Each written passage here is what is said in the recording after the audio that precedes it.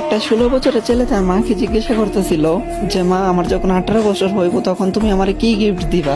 তখন তার মা মিষ্টি কণ্ঠে বলতেছিল, বাবা, তোমার যখন 18 বছর বয়স হইব তখন তুমি চাই আলমারি খুইলো, ওইখানে তোমার গিফট রাখা থাকবো। কিছুদিন যাইতে না যাইতে এই ছেলেটা অসুস্থ হয়ে পড়লো। তখন তার মা তারা নিয়ে ডাক্তারের কাছে গেল। তারপরে ডাক্তারে অনেক পরীক্ষা নিরীক্ষা করার পরে জানতে পারলো যে ছেলেটার 2টা কিডনি ড্যামেজ হয়ে গেছে। এই কথা শুনে তো মা পুরোপুরি ভেঙা পড়ছে, অনেক কান্না করতেছিল। তারপরে এমনি এমনি 2 বছর কাইটা খেলো। 2 বছর পরে যখন ছেলেটা পুরোপুরি ভাবে সুস্থ হয়েছে, তখন বাড়িতে যখন ফিরে আসলো, তখন ছেলেটা জানতে পারলো যে তার মা আর বেঁচে নাই। তার মা তারা চাইরা অনেক আগে চলে গেছে। তখন ছেলেটা অনেক কান্না করতেছিল, আর কান্না করতে করতে তখন মনে পড়লো যে আলমারির কথা। তখন সে আলমারির কাছে যায়, আলমারিটা কইলা দেখলো ওইখানে একটা গিফট বক্স রাখা। যখনই গিফট বক্সটা ওপেন করলো তখনই দেখলো ওইখানে একটা চিঠি রাখা। আর এই চিঠিতে লেখা ছিল, এ আমার কলিজার টুকরা।